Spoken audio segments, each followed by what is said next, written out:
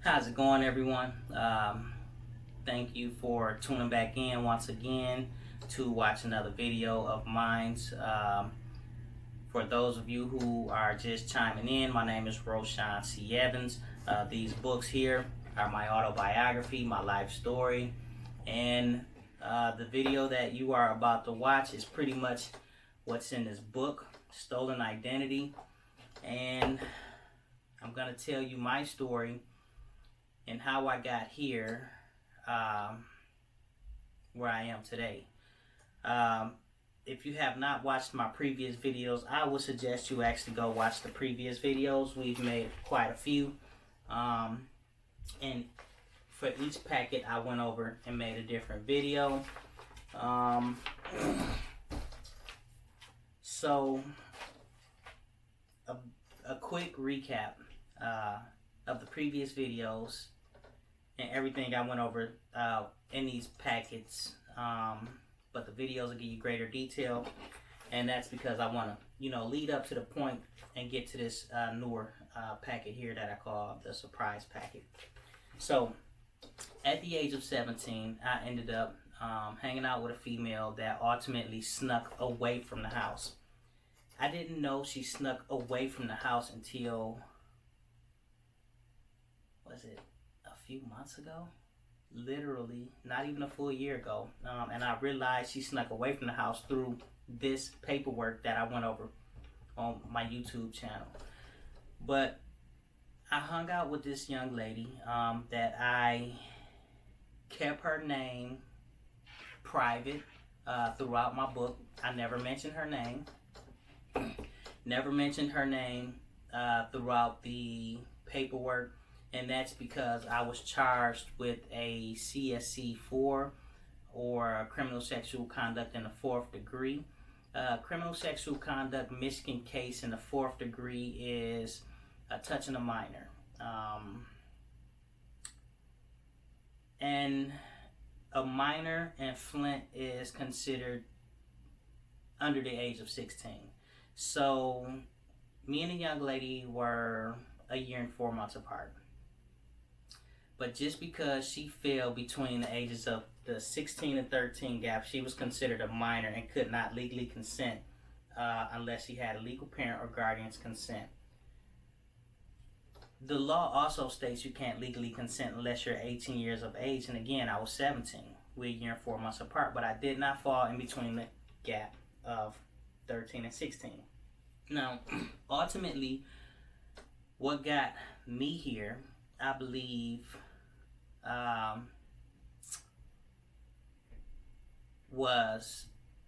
think it was a situation that this young lady didn't think that it would ultimately get this serious. Because as I go through the paperwork, and again, a lot of the stuff that I've learned going through this paperwork, I've just learned, by going through this paperwork. But as I read the paperwork, trying to figure out, why me? How did this happen to me? What I gather from these reports is that this girl had a situation at home to where she disobeyed her mom. She got in trouble and ultimately tried to figure out a way how to get out of trouble, and kind of put or pointed the blame at me. But yet again, I don't think that she looked at it as serious as it was going to be, because her main focus, I believe, was getting out of trouble with her mom. And then when it really got serious, it was too deep, too far away that she couldn't stop it. And even if she wanted to stop it, I believe that because I do believe at some point before I ultimately ended up signing a plea deal that her mom could have stopped this, just like I wish the daughter could have, but she was again underage. a minor, couldn't talk, she couldn't even speak in a courtroom without her mom because she was considered to be a minor. But I believe embarrassment contributed to people wanting to continuously push forward a narrative that wasn't right. So, again, young lady sneaks away from the house because the mom actually told her she can go out the house, but she had to stay in the front yard. I had no idea this girl had to stay in the front yard. Before we made it to the girl's house, and I don't even know what her house looked like because I've never seen it, but she called my phone and said, do not come to my house, meet me at the corner. So that's exactly what we did. We met her at the corner. When we went to the corner, she was at the corner already, but yet she was not supposed to leave the front of the house. I was supposed to be at her house, but I didn't know I was supposed to be at her house because her mama told her not to leave the front of the house, but yet I never made it to the house because she told me don't come to the house. So she meet us at the corner. She get in the car. As soon as she get in the car, there was no word. She was touching me. I was touching her. We touching each other. We get back to the house. She go in with everybody else. Me and my homeboys that went to go pick her up was sitting outside laughing and joking and hee-hee and ha-ha, whatever. You know, I'm the youngster again. They here from college. They are Flintstones. They're here from college. Come down for the holiday break. And by the time we go in the house, I look around and she's not there. I ask where is she at. They tell me she upstairs. I go upstairs. She's in my room, butt naked under the cover. I do the same thing. I take my clothes off. I get in the bed with her, and I couldn't get an erection to save my life. I tried, to get it to a point to where we can do what we wanted to do, but I just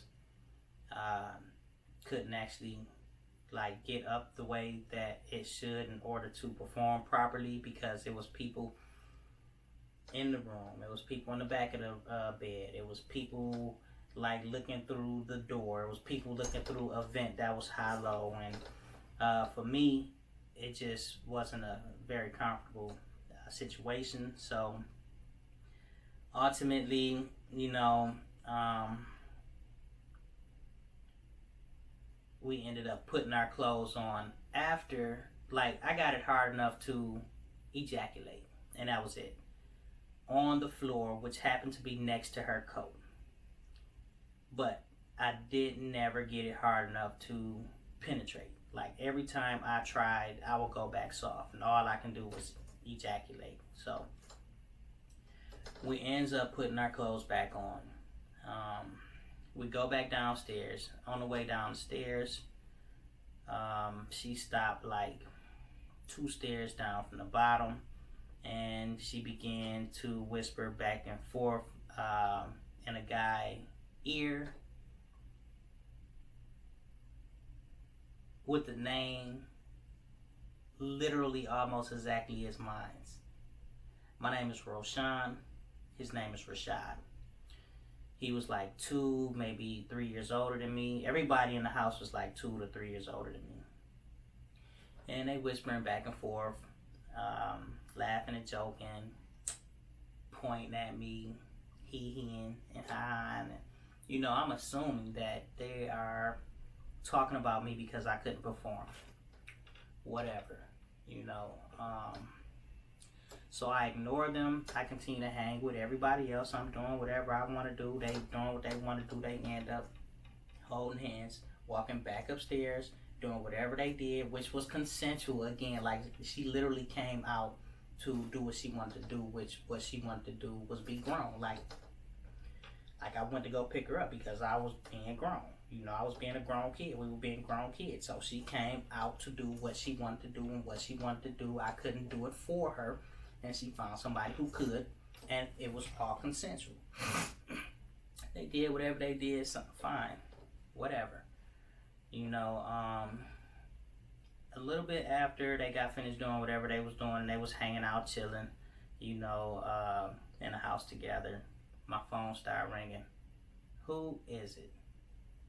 Happens to be this young lady's mother. And she calls, and I take the phone to the young lady, which I refused to say her name because she was a minor and I didn't want to disclose her name because I believe the record, as far as when it comes to her name may be redacted. So I wasn't going to disclose it. But the young lady didn't want to answer the phone. Her mama calling and calling and calling and calling and calling and calling and calling. The young lady don't want to answer the phone. Somebody say, I can't remember who, but somebody say, somebody need to take that girl home. They say, you want me to take you home? She said no. Her mom was calling and calling and calling and calling and calling. Then after a while, when her mom stopped calling, the girl was ready to go home. We dropped her off. It was the same seating arrangement. Tank was driving. Clyde was in the passenger seat. I was sitting behind the driver, and the young lady was sitting behind the passenger. On the way to drop her off at the house, she said, don't drop me off at home. Drop me back off at the corner you picked me up from. Cool, no biggie. Drop her off at the corner. She go in a whole nother direction as her house. So when she actually got home, I have no idea. What she did before she got home, I have no idea. But according to this paperwork, whenever she got home, when she walked in the house, it say her hair was messed up and something was torn, which you would get on my other video. And it also states that the first question that this girl's mama asked her is, did that boy rape you? And it's like, why would this be your first question? Why would, did that boy rape you? Like, why is that the first question? And Latoya say, and I say her name. But it's okay, because in the surprise packet that I'm going to go through, this open record right here, a new packet, and this is why this is the surprise packet, her name actually becomes available. So you got that before I got to the surprise packet. But anyways, she said yes. And again, I think she said yes because she wanted to get out of, well, I know she said yes because she wanted to get out of trouble from her mama, because her mama was certainly sitting up waiting on her because she told that girl not to leave the front yard, and yet she disobeyed her mama and she took off. They end up taking her to the hospital and calling the police, and when the police get there, this is where I believe the young lady that I just gave you her name started to realize that the situation is actually a little bit more serious than what she expected. Like, I believe when she said yes to that mama first question, again, I don't think that she thought that it was going to ultimately end up with her being in the hospital looking at police officers and asking questions. So this is where the young lady tried to clean it up in the paperwork. Live conversations between law enforcement and the young lady. One of the few times she actually speak. But she particularly, like, she specifically tell law enforcement when law enforcement engaged her that she was not raped and that she wanted to have sex, and this is why she left the house. Like, she tell law enforcement she was not raped and that everything that happened, it happened because she wanted it to happen. And then in the very next sentence, in this paperwork, her mom interjects and say she will be pressing charges on him and everybody else that was involved. But it's like, pressing charges for what?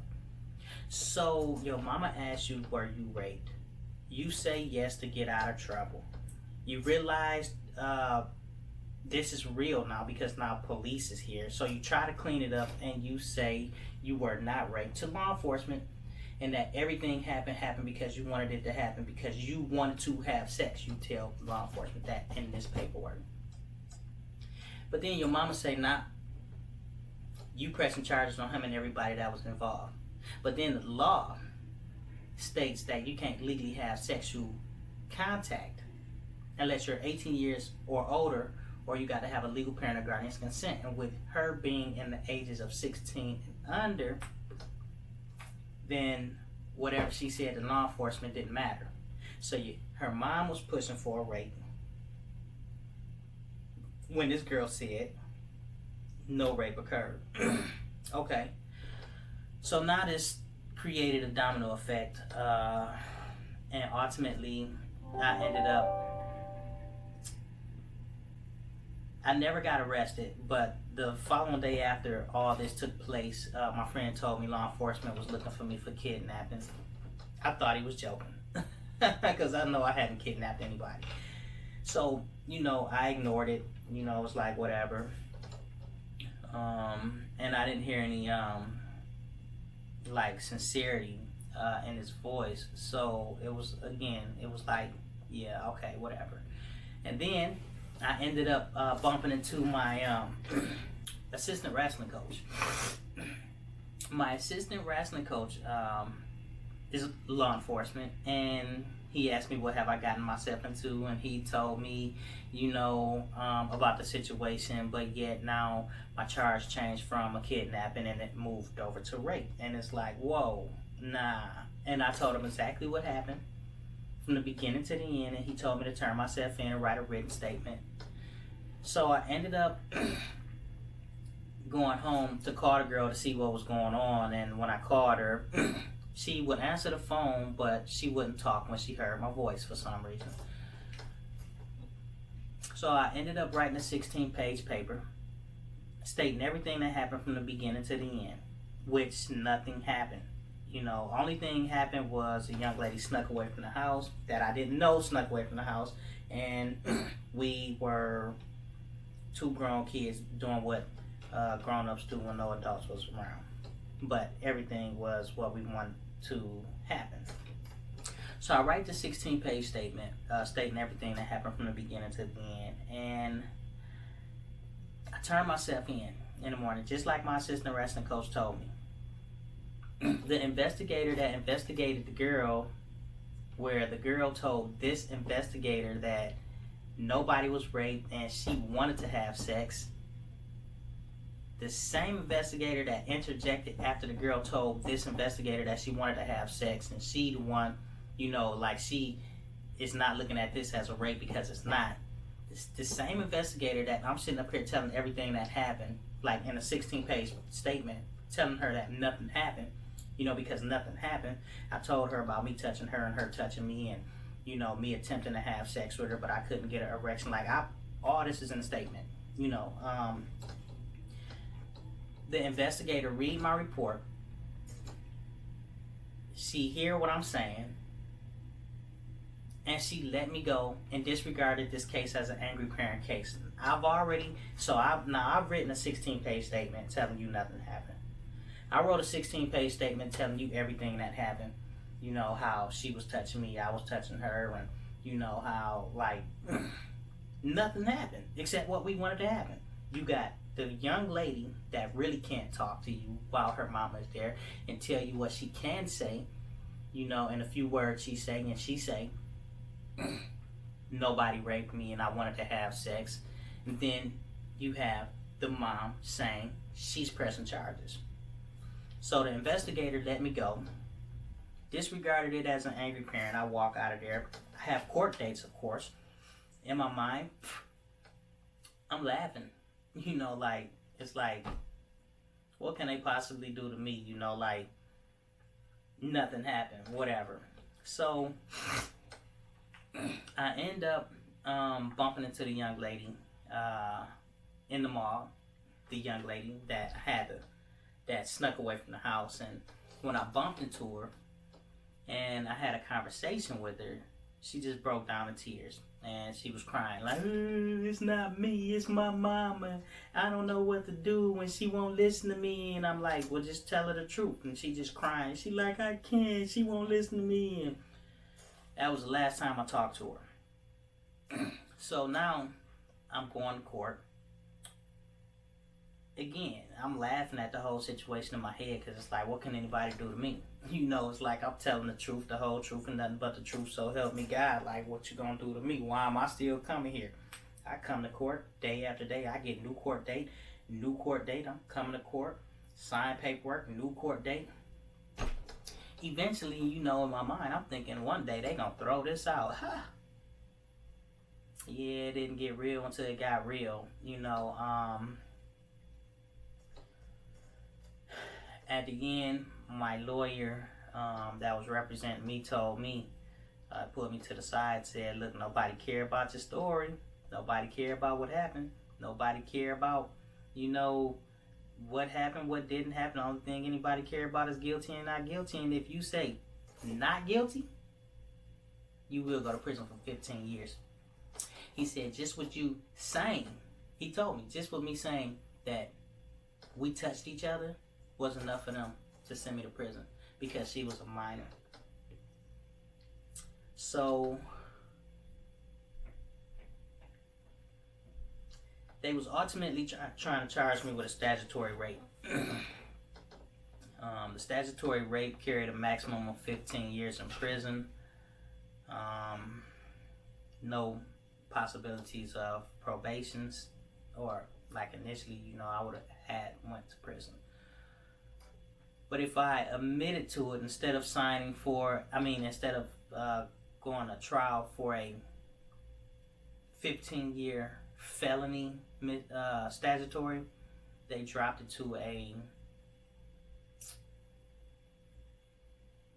2-year maximum misdemeanor statutory charge for cooperation of just accepting a guilty plea in order to, I thought, make this girl's mama happy, you know.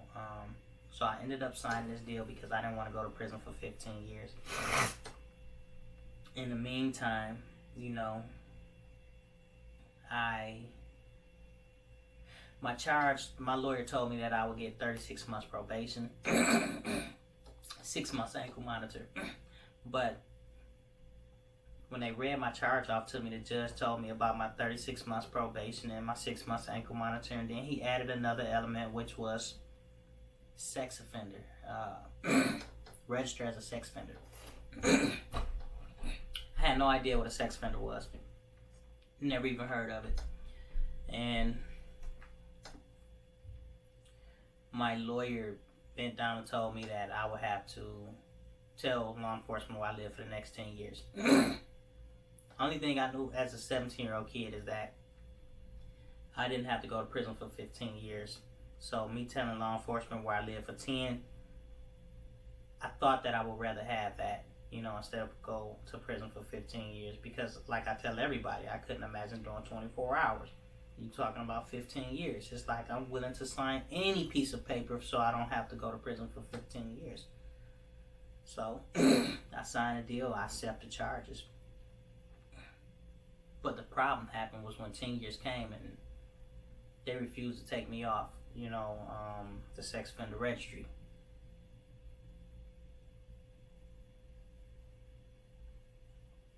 And I thought that, you know, like maybe when the year that I thought I was going to get off, they miscalculated. But when 11 years came, they refused to take me off.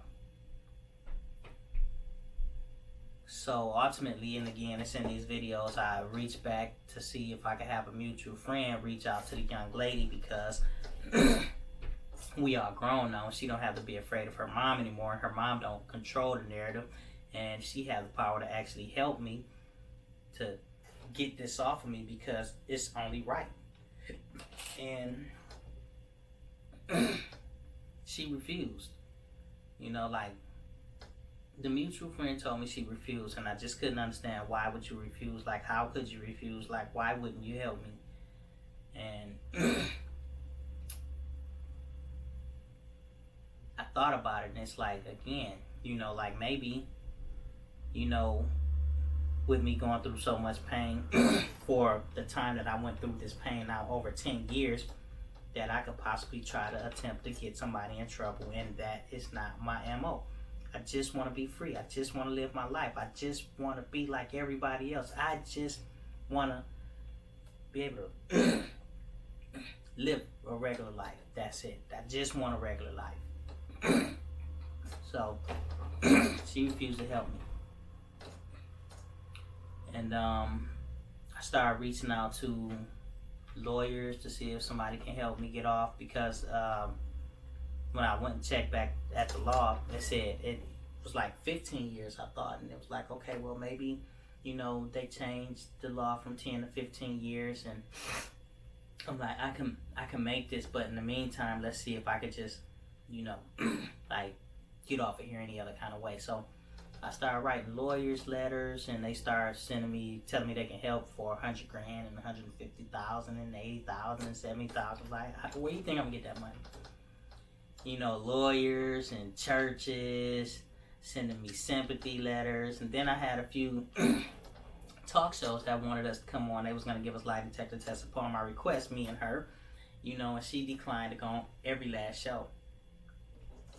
This book right here tell you about how I actually ended up going to prison behind the same charge 15 years later. When year 15 came, this is when I actually went to prison for this charge that happened when I was 17. This is my real prison number at the bottom of the book, stolen identity 1953521. And this was because when year 15 came and Texas still refused to take me off, I told them that I can't do this anymore. I signed for 10 years, and here we are 15 years later, 5 years overdue, and they still have me here. I didn't understand why they still had me in the sex offender registry database for a charge that I shouldn't even have been in the database for anyway. So they told me that if I want to clear myself, I must go home to Michigan and never return back to Texas and let them take me off. So that's what I did. And when I went home, maybe a few weeks later, after I got a clearance letter, which I probably should have had pulled out before I started this video, it's around here somewhere,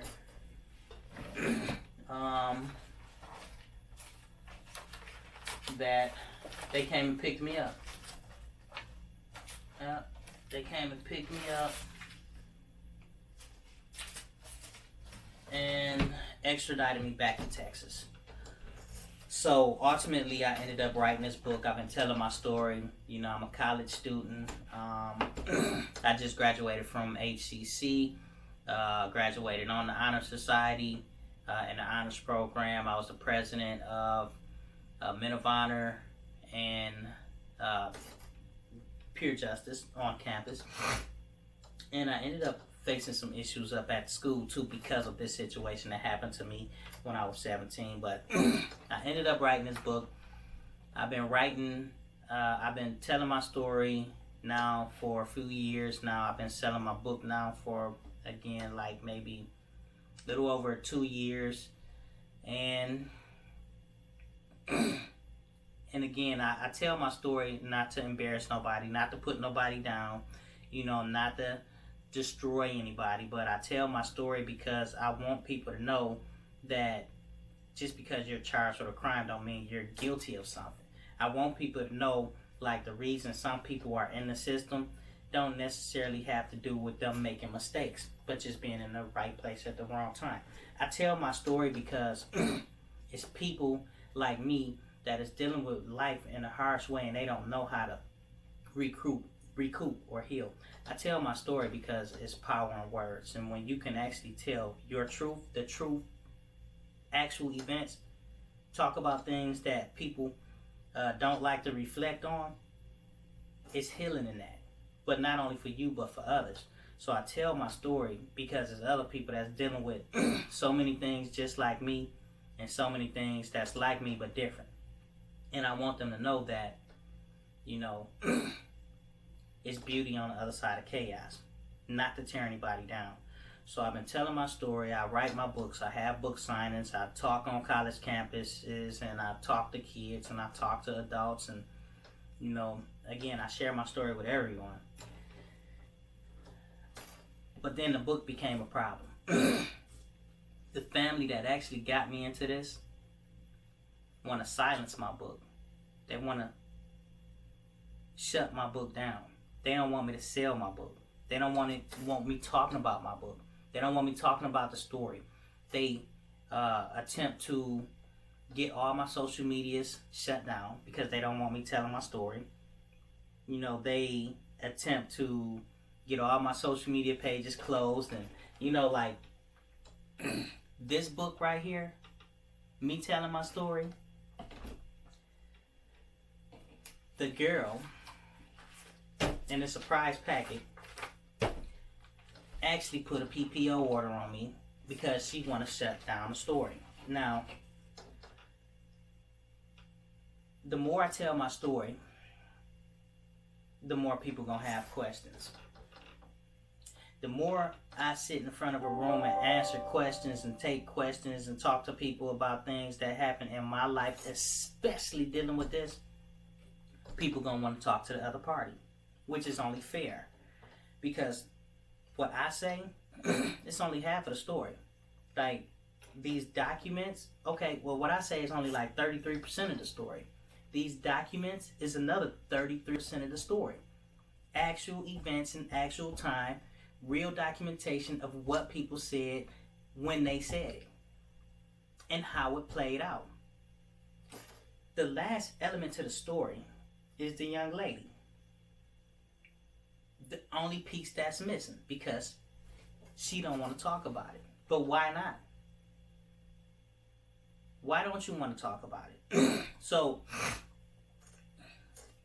I'm about to show you how this story changed after the years. So we went from, again, kidnapping to rape. Couldn't get me on kidnapping because nobody was kidnapped. Couldn't get me on rape because nobody was raped. To statutory felony. To statutory misdemeanor for touching a minor. Never had sex with this young lady ever in my life. But I have a charge that will follow me for the rest of my life. She had the power to help me and fix this long time ago. She had the power to come out and tell the truth as an adult and wouldn't do it. But yet, people want to continue to keep it going now. But this time, the story changed. And we finna get to that. So, again, I've been telling my story. People been having questions. So, an investigator actually went up to ask Latoya some questions about this right here.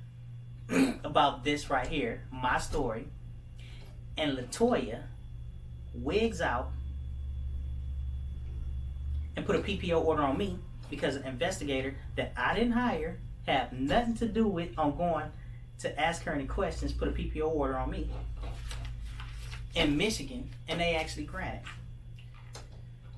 So, surprise packet.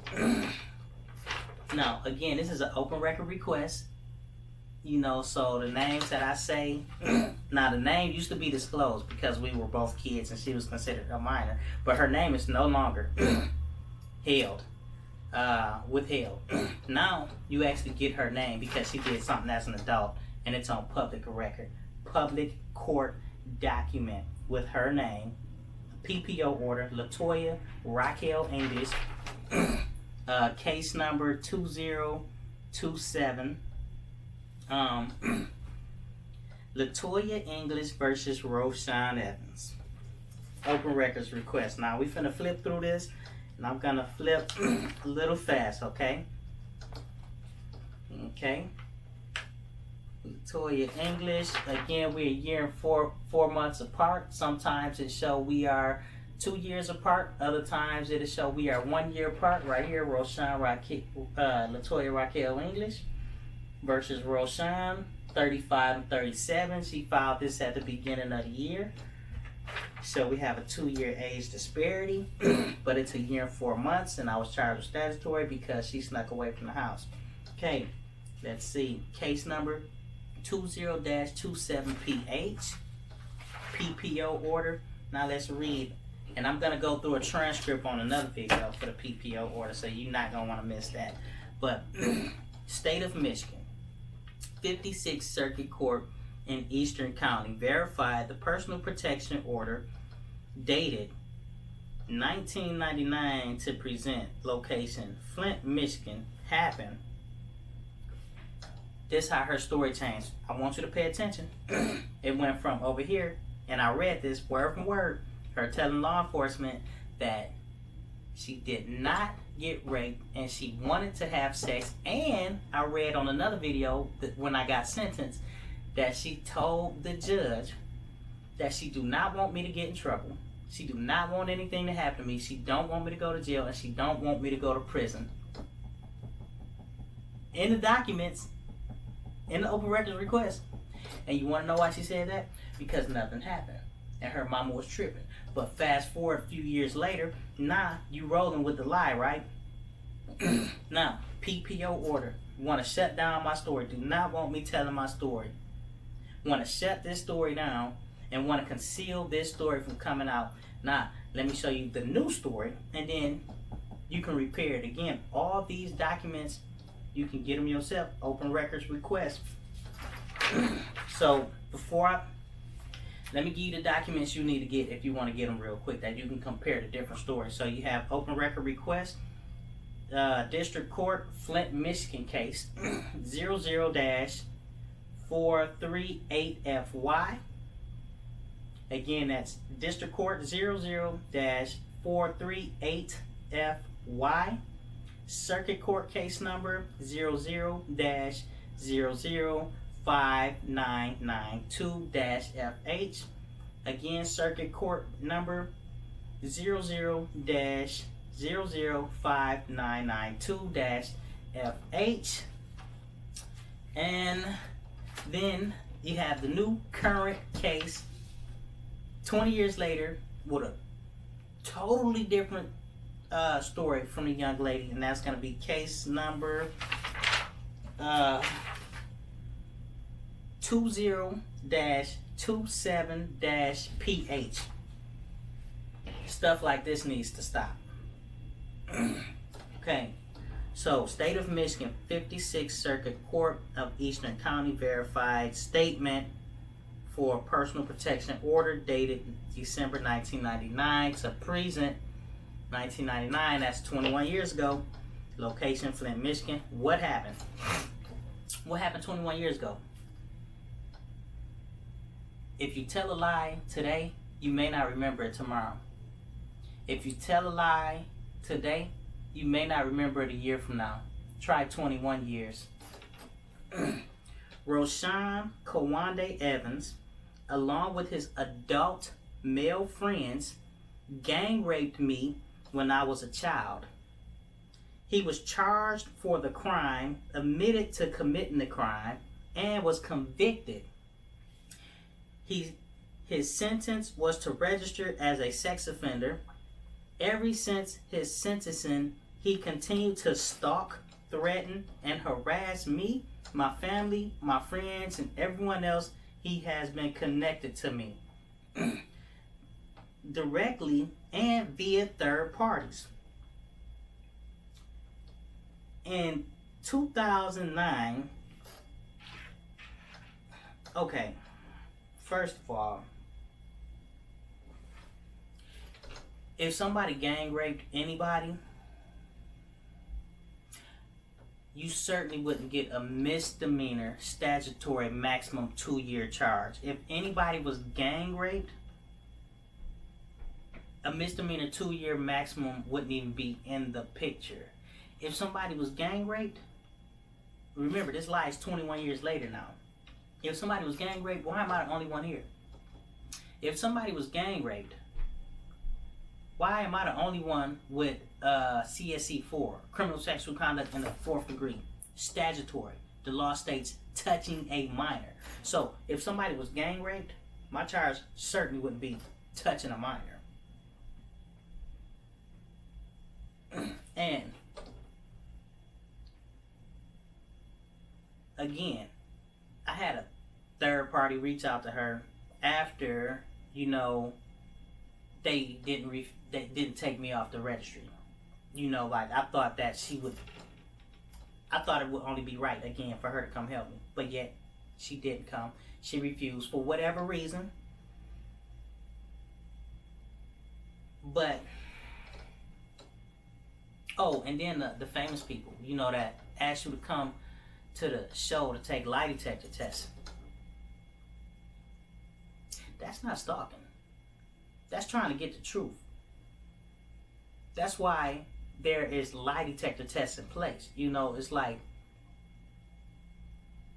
I'm trying to help myself by any means necessary. And then, you know, just thinking about it is like,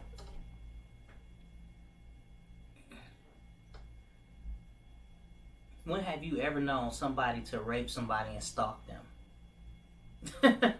Like, really?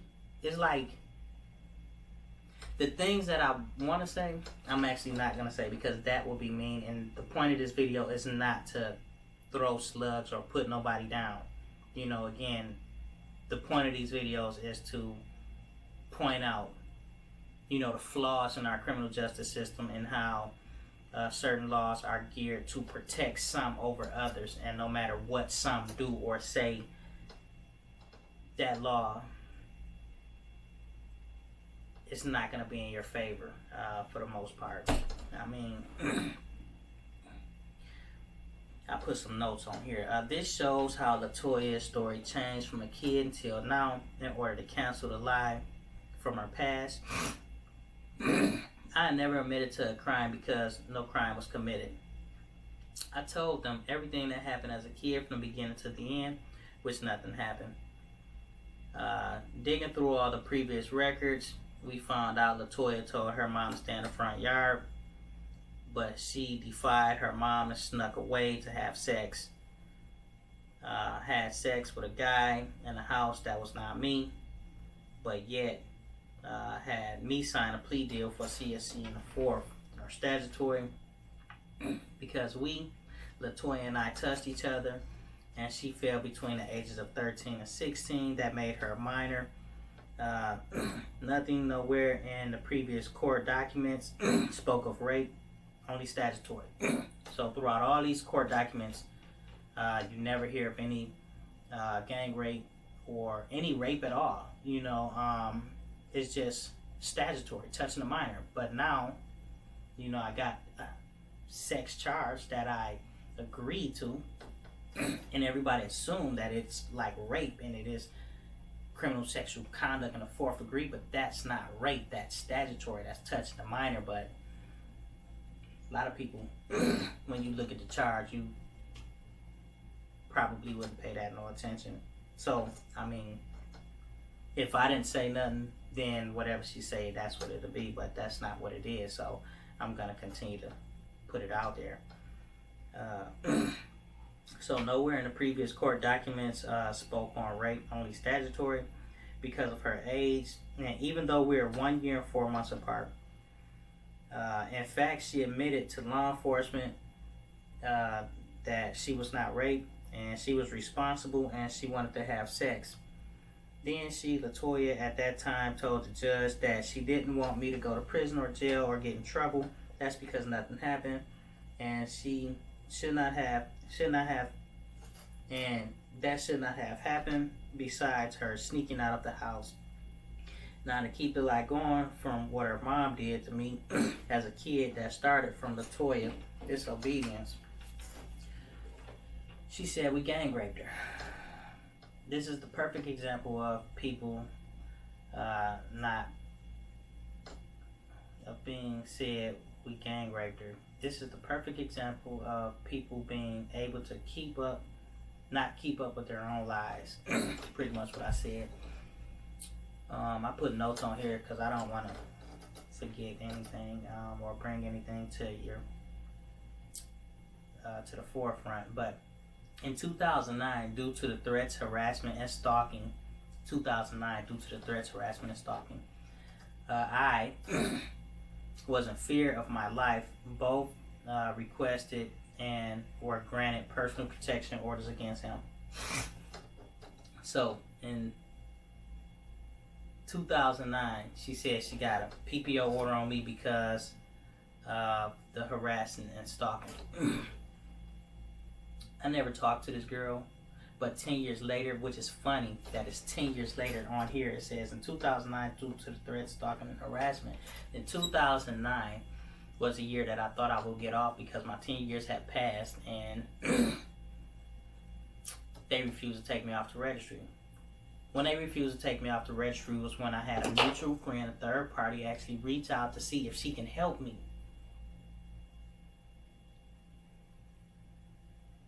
And you consider that threatening and stalking, or like 10 years later, I reached out through a third party to see if she was willing to help me since she didn't have to be afraid of her mom anymore.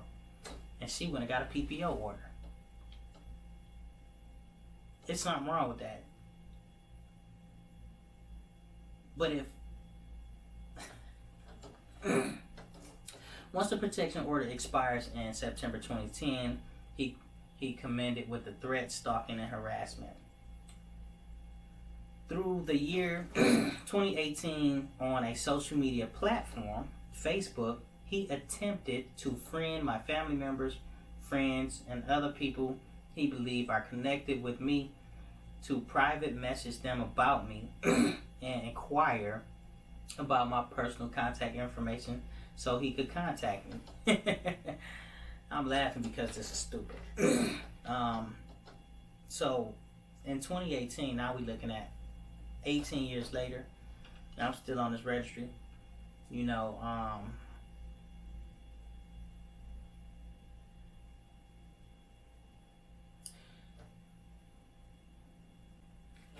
first of all, in 2009, when she supposedly put this PPO order on me, I'm in Texas. I'm not in Michigan. I had no idea she put a PPO order on me because I had a mutual friend reach out to her to see if she can help me.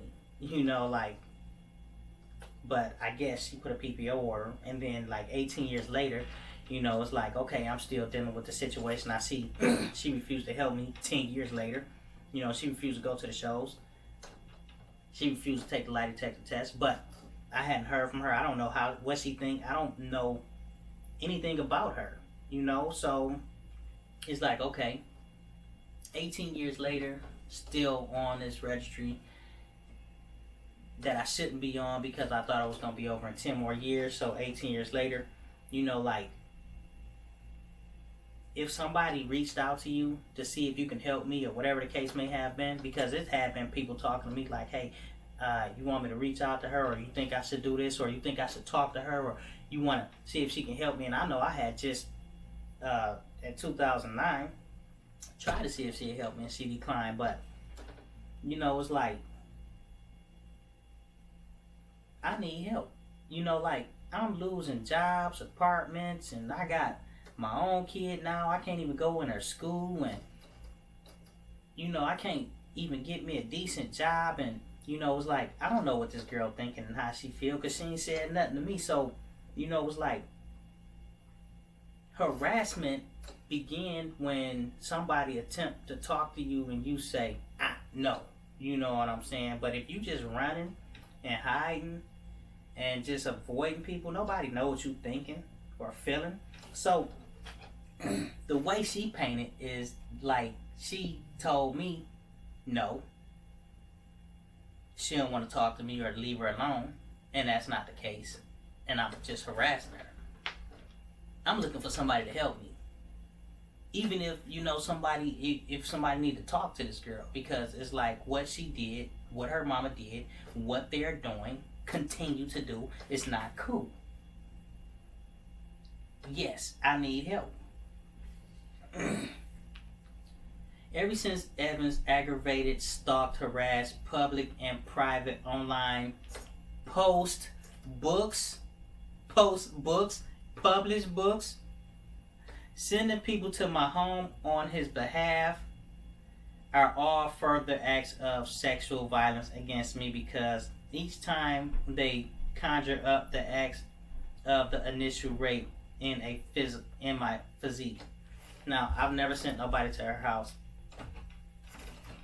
She talking about this investigator that we finna get to, that went looking to find answers to clear some of this up. So she wouldn't go take the lie detector test on nobody's show. Like 3 different shows wanted her to come, and me. It was gonna give us lie detector test to see exactly what happened that night. You know, since she really couldn't say nothing as a kid, her mom was doing all the talking and whatever. Um, she refused that because she didn't want the truth to come out. So now I'm telling my story. I wrote a book. She's mad about the book. Says it right here. And she got a problem with my post. So, the more I talk about it, the more I sell my books, the more people going to read it, the more people going to have questions, the more I'm going to answer the questions. But there's only one part of the story missing, which is hers. Somebody went to go find her, which I had nothing to do with. And she put a PPO order on me. I think it's funny because it's sick. Now, let me tell you, we're going to keep reading. I am in fear of my life. I am in a state of constant paranoia that he or someone he knows is trying to harm me. I am in fear of my life. A personal protection order is necessary because Evans has proven through his actions and behavior that he is a severe threat and danger to my life. I absolutely do not want him to contact me directly, nor directly via third party or otherwise on his behalf, an in-person, online, nor digitally. So why is she in fear of her life is my question. Has anyone ever tried to attack her on my behalf? Have anyone ever attacked her on my behalf? I had plenty of opportunities to do what I wanted to, but this isn't like this. This is not that type of party. I just need her to tell the truth. The guy she slept with was not me. He's a guy that graduated a few years before us, and in all actuality, when you look on social media, the guy that she consensually had sex with my name is friends with her brothers on social media. So, again, it's a lot of stuff that I still don't know.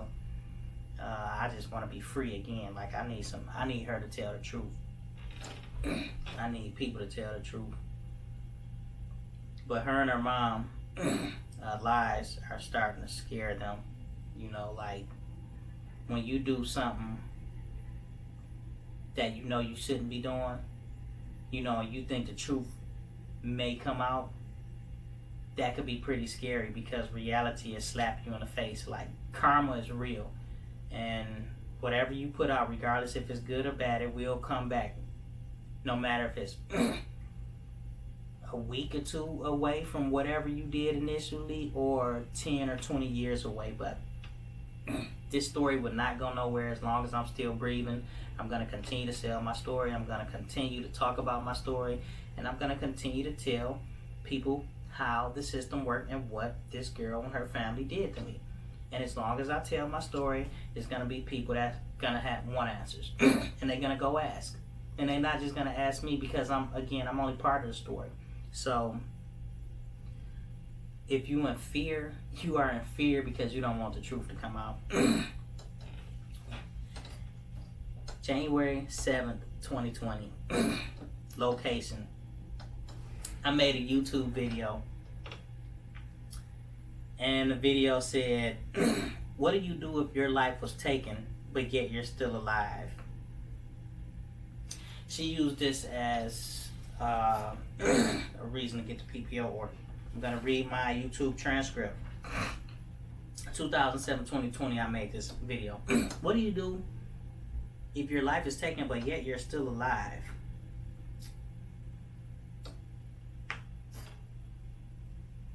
Hold on. Okay. On January 7, 2020, Evans posted a menacing, highly threatening video on YouTube titled, what do you do if your life is taken, but yet you are still alive? Filled with veiled threats and crazed vengeance and retaliation of anger of having been falsely accused of a crime. Now, I must point out something. She said, filled with veiled threats of crazed vengeance and retaliation. And she continuously used this.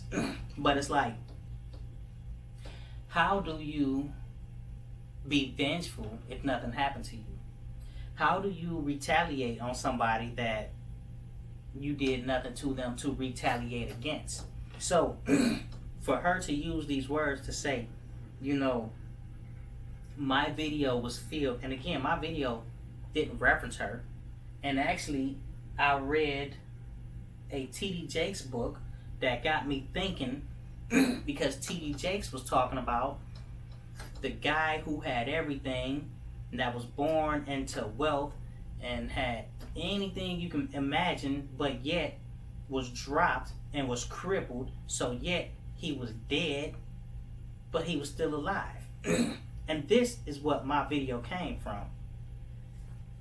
So she listened to my video because she stalks my social media, her and her family, stalks everything I do online to try to get it down and take it down because they don't want me talking about my story. But everything that I do, they watch and pay attention to, and they sit up here and say that my video was vengeful. How do you say my video was vengeful? How could it be vengeful if you did? Why would I be vengeful if you've never done anything to me? How could I be retaliatory if you've never done anything to me? You only can retaliate on somebody who's done something to you. So, it's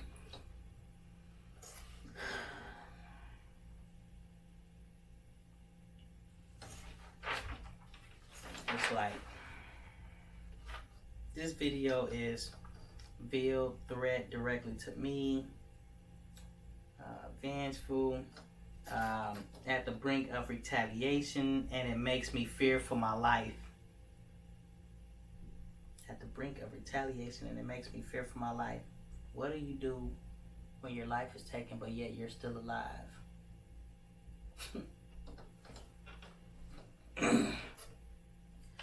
Okay.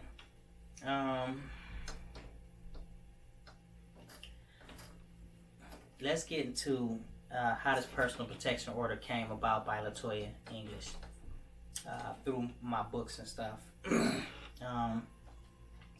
So on December 18th, 2019, a woman showed up to my front door of my house shaking as if she was in distress. She said, "Miss Latoya, I was wondering if I could use your restroom." I asked her who she was. She said her name was Jessica. I asked her what she wanted. She said she wanted to use my restroom and sit with me to talk. She was here all the way from Houston and wanted to sit and talk to me about RoShawn Evans, who was in trouble again, for this situation that happened when I was 17. That continuously keep happening from when I was 17.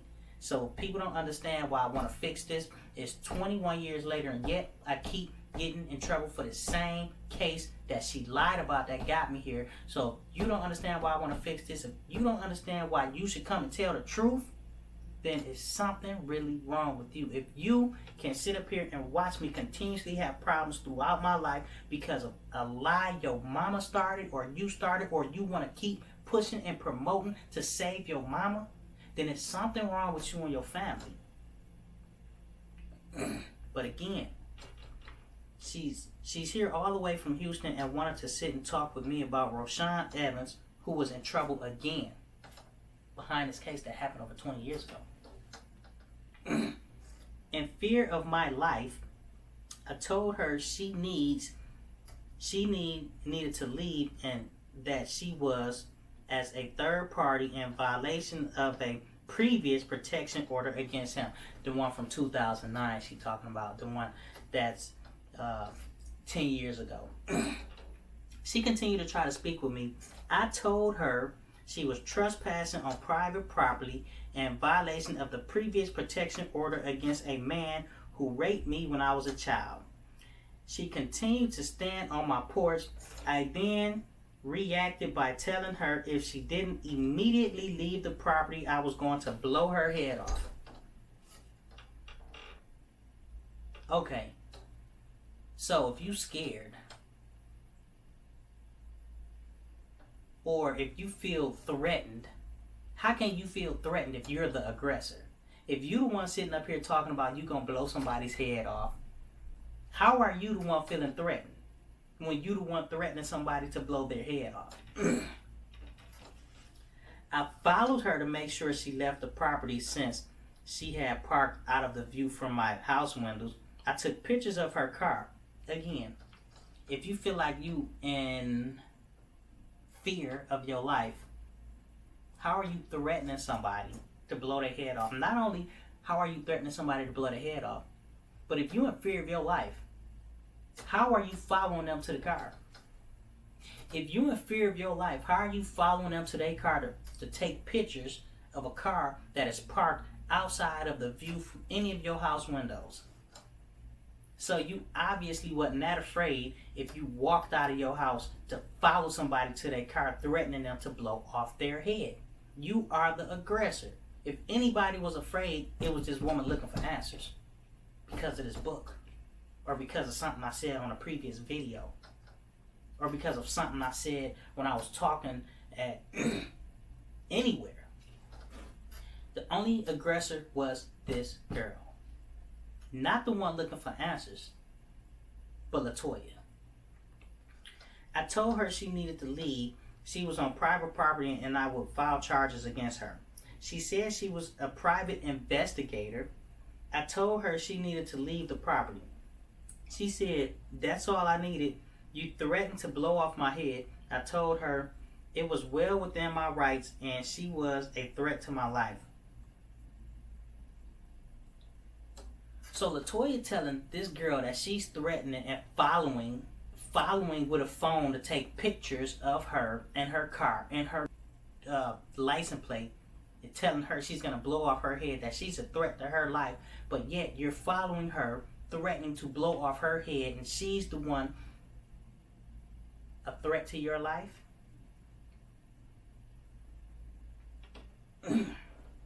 Trespassing at my home on private property on behalf of a convicted rapist. And again, I was never convicted of anything. I signed a plea deal to avoid 15 years in prison on a felony statutory charge for a misdemeanor statutory charge. But now, 21 years later, you don't think people are intelligent enough to get court documents, or you don't think that stuff like this exists. You must don't know that you could actually pay for court transcripts to see what actually took place as a kid. So now you want to talk about how you were gang raped.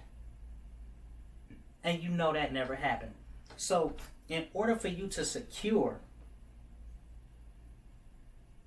your secret from getting out, you want to say the worst thing you can say to possibly slander my name even further than what your family already slandered my name by saying gang raped, when you obviously don't understand that you can buy previous paperwork from the court date and then people will see that there was no gang rape that actually took place.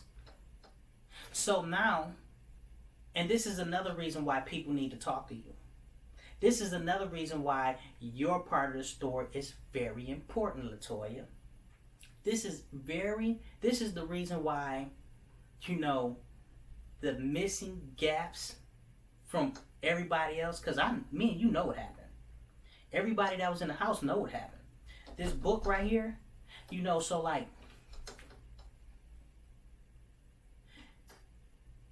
everybody got my side of the story. Everybody know what I'm saying, what I've been saying.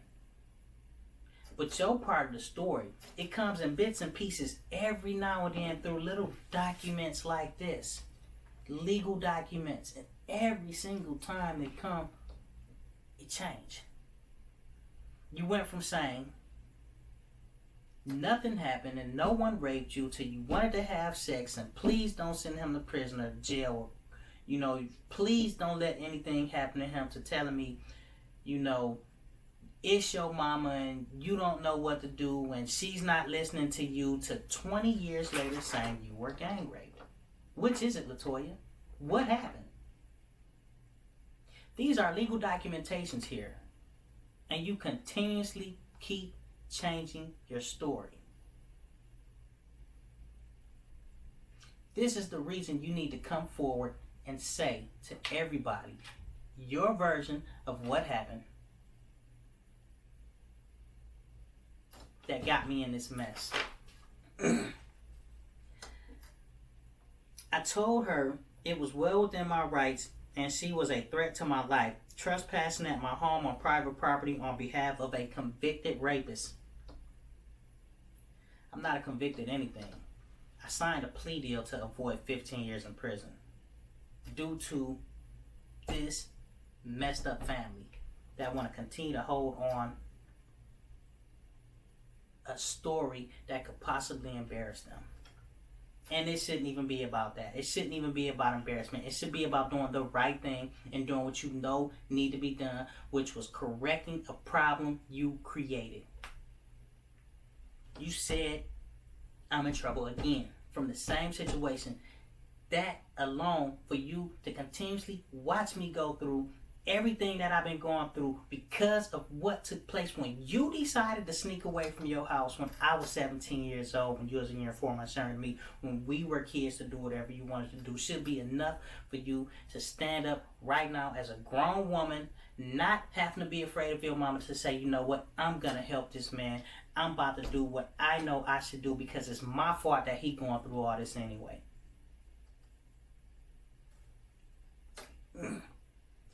I immediately called the police. When the officer arrived, he interviewed me about what happened, investigated my claim, informed me of my rights regarding the incident, and created a report about the incident. When Jessica arrived at my home, she deceitfully acted as though she was in distress to gain access to my home. Instead of announcing herself as a private investigator attempting to collect information about me on behalf of Mr. Evans, and it wasn't on my behalf. The level of deceit put my life in direct harm and danger. But again, Latoya was the one threatening to blow off this girl's head and followed her out to her car, taking pictures, but she was in fear of her life. When words and actions don't add up, there's something wrong. And her having to come to my home is evident that Mr. Evans knows where I live and could come to and send anyone to my home. So, if her life was truly in danger, if I don't know where she lived, but if I knew where she lived, and if her life was truly in danger, you know, like if I was really a threat, if I was a threat, why would I send an investigator? If her life was in danger because of me and I knew where she lived, why would I send an investigator instead of somebody else? Why wouldn't I just go? If her life was in danger and I wanted something to happen to her, why would an investigator be there? This woman is trying to get the other portion of this missing story because you keep lying. You keep saying things that's not true. And when people like myself and other people who want to know answers look at these court documents and continuously see how the story changed year after year, and when they hear what I'm saying, again, more questions is going to arise. Every single time I tell my story, every single time somebody buy this book, people may have questions. Anytime people look at this documentation and then compare it to what I'm saying and see how my life keep getting flipped upside down year after year, time after time, for a mishap that should not be, people are going to continuously have questions. Every time somebody see a change in Latoya's story, they're going to continuously have questions. So you can't get mad at me for people wanting to ask you about this situation from your family trying to really destroy my life. You cannot run from your lies, your past, and your karma. This is something you did. And if you really want to get away from this situation, I believe you should talk about it. You should fix it. You should tell the truth. Because every time you lie, I think it's going to make the situation harder on you in the future. The more you lie about a situation that you don't have to lie about, it's going to make it harder on you in the future. And again, it's like, I'm not trying to get you in trouble. I'm not trying to humiliate you or punish you or put you in a situation to where it could be hurtful to you. The only pain that you're going to have to go through is telling the truth, a self-reflection, of fixing something that you messed up. But that has nothing to do with me. That's all on you. And that's pretty much it. It was a lot of other stuff that I wanted to go through on this packet. But this packet is actually going to have a part 2. But again, and I'm gonna make myself clear. These videos are not created to demean anybody or put anybody down. These videos are not made to, make anybody look bad or, to humiliate no one. Like, these videos are literally created to fix a problem that shouldn't have been an issue. These videos are created to talk about life and how it works for African American males in America. This video is to tell people that they are not the only ones that encounter mishaps in the judicial system. These videos are to heal myself and other individuals like me. These videos are to give people a visual of what's taking place. Like, you have people who don't mind reading,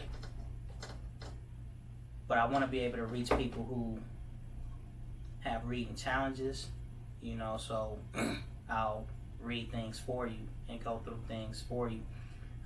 But then again, these videos are created to tell you, because all this paperwork, all these open records, they're open records. You can get them, but yet they cost as well. So, if I read them for you, I can read them for you word from word. You can hear them, and you can take it upon yourself to change the world because of my story, for those of you who have the power. Or, you can look at my situation. You can teach other people so they don't have to deal with situations like this moving forward or growing up. I think it's a valuable lesson to teach, especially young men, about women and parents and things that they can do to you, as a kid. When you're naive, living your life, it's things that you should set forward to let people, especially kids, let them be aware of, how life can really have traps set for them. And this was a trap set for me that is kind of a blessing and a curse.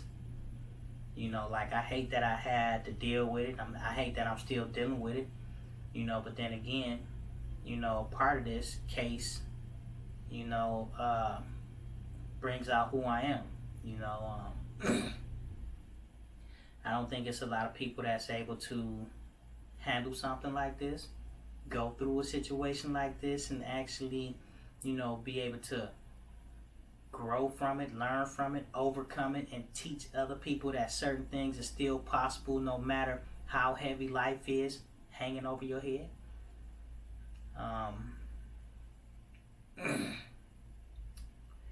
I've been dealing with this for a long time now, over 20 years. I do just want it to go away. Every time life get going good, it continuously keep coming back. As you can hear in the paperwork, she said he's in trouble again. Yes, I did get in trouble again, and yes, I have been getting in trouble continuously over the years because of the this, and yes, for the rest of my life, as long as I got this hanging over my head, I'm probably gonna get in trouble for it. For what though? Because a young lady snuck away from her front yard after her mama told her not to. Because a parent was too embarrassed to call off the police after she called them. Or started, pressing charges on somebody she shouldn't have been pressing charges on because of her daughter was disobedient. Because her daughter was, too young to speak up and talk for herself at the time. It's like, for what? Why am I going through this? Maybe, I don't know. But I'm here, and I won't let it break me.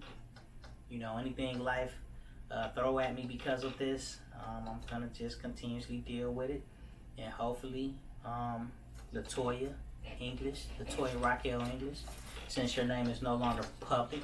Your name used to be public because we were minors, but as soon as you decided to conceal this story and keep me quiet and prevent me from selling my book or telling my stories or posting stuff on social media about this story, as soon as your adult life decided to put a PPO order on me because somebody who got wind of this story that I've been talking about for years, that I will never stop talking about, that I will be talking about for the rest of my life, came to you to get answers, you put this PPO order on me.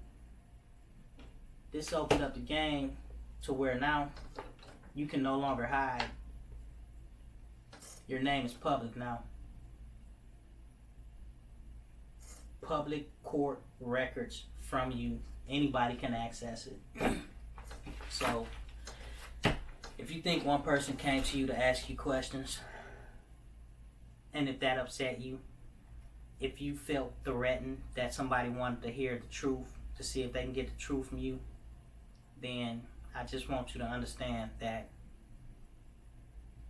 she's not going to be the last person coming to you to ask you questions.